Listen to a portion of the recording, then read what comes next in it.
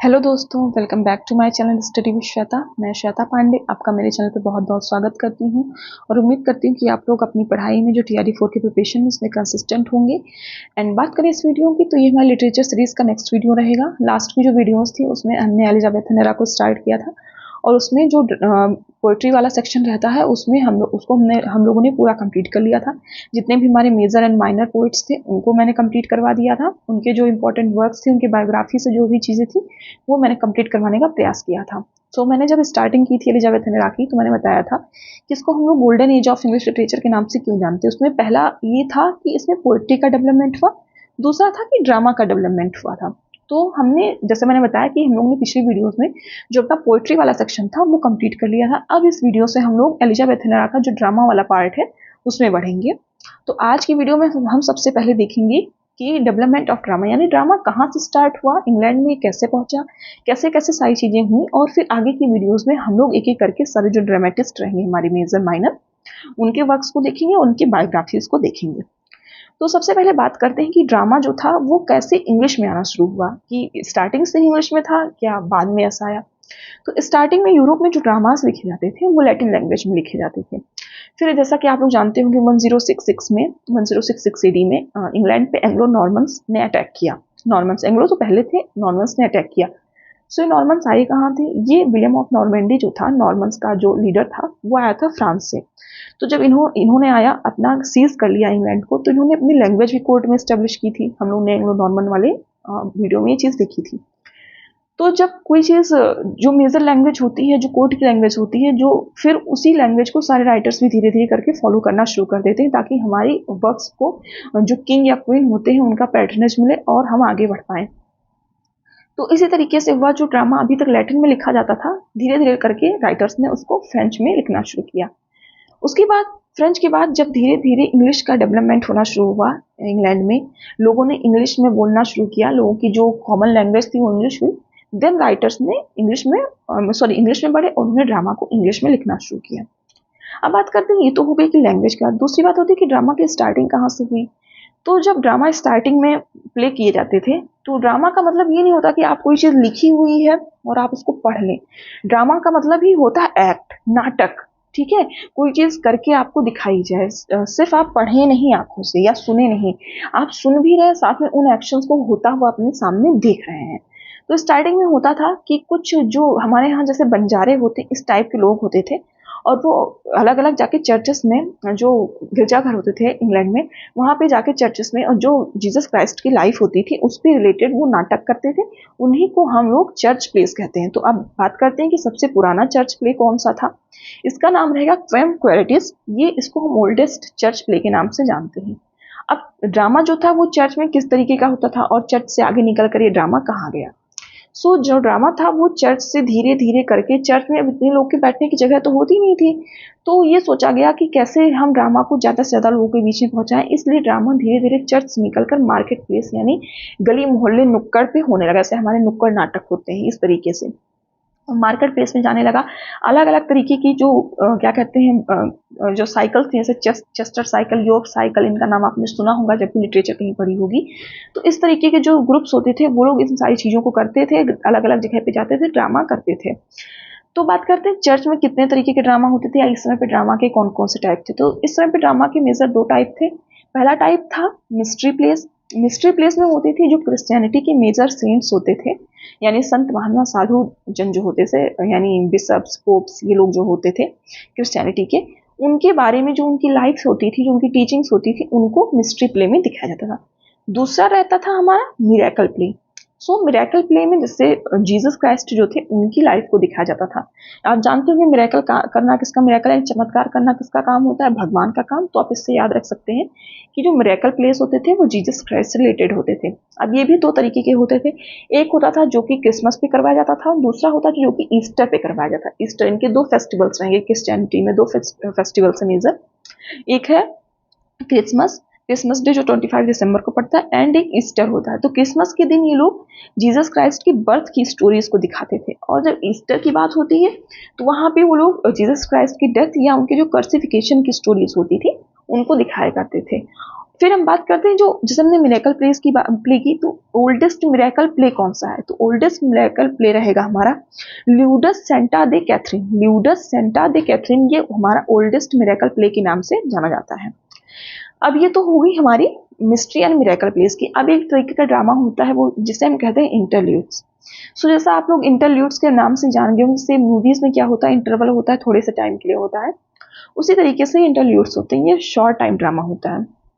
इसमें हम real characters का यूज करते हैं और इसमें कोई भी एलोगेरिकल जो कैरेक्टर्स होते हैं उनका यूज नहीं करते हैं। एलोगेरिकल कैरेक्टर्स जो होते हैं, जैसे मान लीजिए जो बच्चों के कार्टून्स होते हैं उसमें टॉम एंड जेरी जैसे आप ले लें, तो उसमें एक बिल्ली है और एक चूहा है, लेकिन उनको टॉम एंड जेरी का नाम दिया गया उनके उनके थ्रू क्या कहते हैं, एक फ्रेंडशिप का जो बॉन्ड होता है उसको दिखाने का प्रयास किया कार्टूनिस्ट ने, यानी ट्राई किया। ओके, सो इस तरीके का इसमें इंटरल्यूड्स में ऐसा कुछ नहीं होता। जो कैरेक्टर्स होते हैं वो रियल लाइफ पे बेस्ड होते हैं, ह्यूमन कैरेक्टर्स होते हैं, इस तरीके के।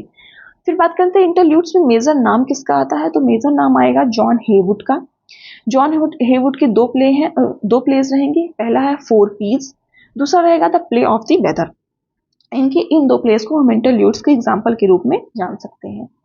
फिर हम बात करते हैं इंग्लिश में, जैसे सारी ड्रामा लिखी जाती थी, तो इंग्लिश में क्या होता है, कॉमेडी एंड ट्रेजेडी। आप जानते ही होंगे कॉमेडी के भी अलग अलग क्या कहते हैं टाइप्स रहते हैं, और ट्रेजेडी के भी अलग अलग टाइप्स रहेंगे, जो कि हम बाद में वीडियोस जब हम क्या कहते हैं फॉर्म्स ऑफ लिटरेचर जब पढ़ेंगे तो वहाँ भी इन चीज़ों को डिस्कस करेंगे कि ट्रेजेडी के कौन कौन से टाइप्स होते हैं और कॉमेडी के कौन कौन से टाइप्स होते हैं, इन सारी चीज़ों को डिस्कस करेंगे।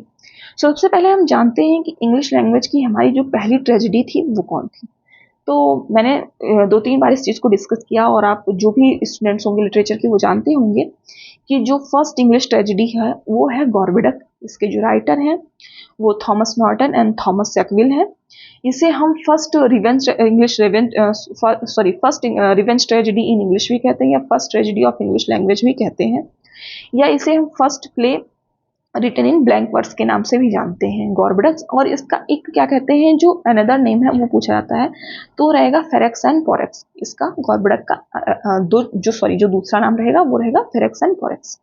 फिर बात करते हैं पहली कॉमेडी की, तो हमारी इंग्लिश लैंग्वेज की पहली कॉमेडी रहेगी राल्फ रॉयस्टर डॉयस्टर, जिसे लिखा है निकोलस उडल ने। ओके, और इसे हम first true play of English language के नाम से भी जानते हैं। अब हम बात करते हैं ट्रू प्ले क्या होता है।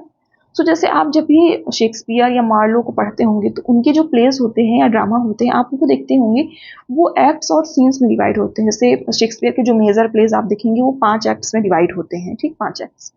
सो ये जब ड्रामा को हम एक्ट्स और सीन्स में तोड़ देते हैं, ना कि सादा लिख देते हैं, सो इसी को हम कहते हैं ट्रू प्ले। जब ड्रामा को हम एक्ट्स और सीन्स में तोड़ दिया, हमने डिवाइड कर दिया प्रॉपरली, उसी को हम कहेंगे ट्रू प्ले। ये चीज़ हो गई। फिर बात करते हैं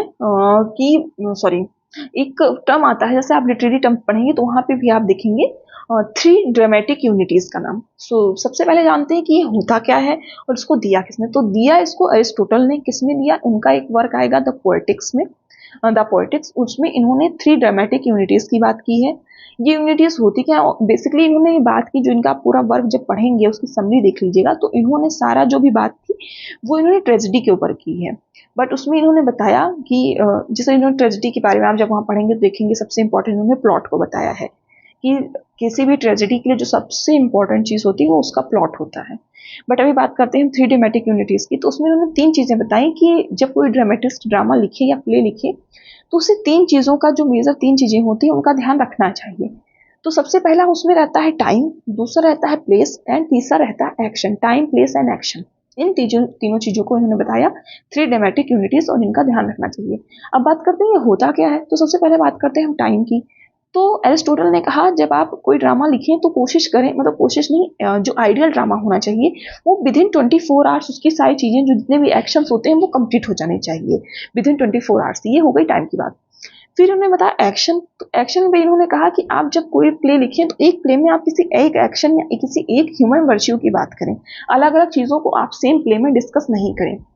फिर तीसरी चीज़ क्या कहते हैं, प्लेस को उन्होंने बताया कि ड्रामा जिस प्लेस पे शुरू हुआ हो वही प्लेस पे आकर वो खत्म होना चाहिए, उसका प्लेस नहीं बदलना चाहिए। ये 3 चीज़ें कहते हैं एरिस्टोटल ने बताई। और जैसे इनके वर्क में और भी बहुत सारे टर्म्स, जैसे हेमर्शिया हो गया कि हेमर्शिया का मतलब होता है डाउनफॉल, और ये सारी चीज़, सॉरी डाउनफॉल नहीं, क्या कहते हैं, ट्रेजिक फ्लॉ, कि एक जो हीरो या मेजर कैरेक्टर होता है उसके पर्सनालिटी में क्या एक ऐसा कमी रह जाता है जिसकी वजह से उसका डाउनफॉल हो जाता है ट्रेजिडी में।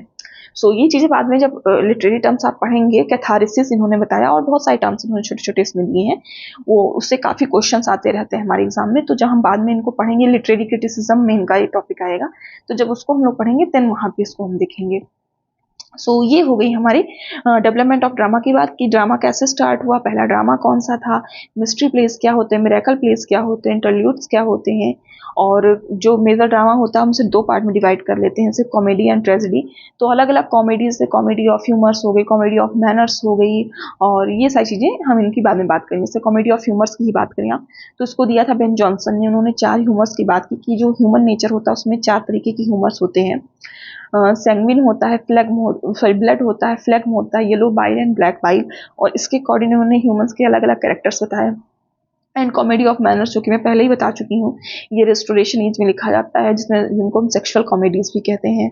वहीं पे आप ट्रेजेडी की बात जाएंगे तो यहाँ पे डोमेस्टिक कॉमेडीज होती हैं, जिसमें रोजमर्रा की चीज़ों को दिखाया जाता है, हस्बैंड वाइफ की बेसिकली लड़ाइयों के माध्यम से, जैसे संता बनता के जोक्स वगैरह होते हैं, सारे के हस्बैंड वाइफ के ऊपर जो जोक्स होते हैं, डोमेस्टिक कॉमेडीज आप समझ रहे हैं।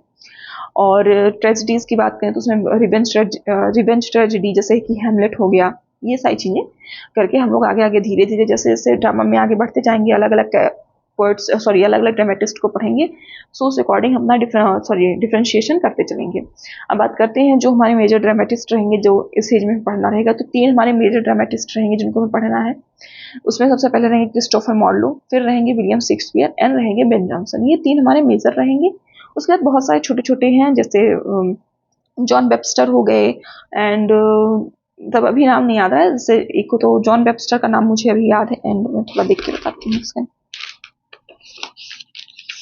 हाँ, जॉन वेबस्टर हो गए, ब्यूमेंट एंड फ्लेचर हो गए, एंड थॉमस हेवुड। ये सारे जो इनके जो दो वर्क्स हैं जो इम्पोर्टेंट है, जिनके नाम पूछे जाते हैं, इनके कैरेक्टर्स पूछे जाते हैं, उनको हमें करना रहेगा, माइनर जो ड्रामेटिस्ट रहेंगे। और इस तरीके से 3-4 वीडियोस में हमारा जो 3 से 4-5 वीडियो में हमारा जो ड्रामा वाला सेक्शन रहेगा वो हमारा कंप्लीट हो जाएगा। सो आई होप जो ये वीडियो था वो आपको हेल्पफुल लगा होगा, चीज़ें आपको समझ में आई होंगी। अगर वीडियो आपको हेल्पफुल लगा हो, चीज़ें समझ में आई होंगी, और अगर आप चैनल पे न्यू होंगे तो वीडियो को सब्सक्राइब करिएगा, सॉरी चैनल को सब्सक्राइब करिएगा, वीडियो को लाइक एंड शेयर करिएगा। एंड नेक्स्ट वीडियो में हम लोग बात करेंगे क्रिस्टोफर मार्लो की, जिन्हें फादर ऑफ इंग्लिश ट्रेजेडी के नाम से भी जानते हैं, किट मार्लो भी कहते हैं इनको, और ये शेक्सपियर के कंटेम्परेरी रहे हैं, और बहुत सारी बातें इनके बारे में हम लोग नेक्स्ट वीडियो में करेंगे। So okay, bye bye, take care.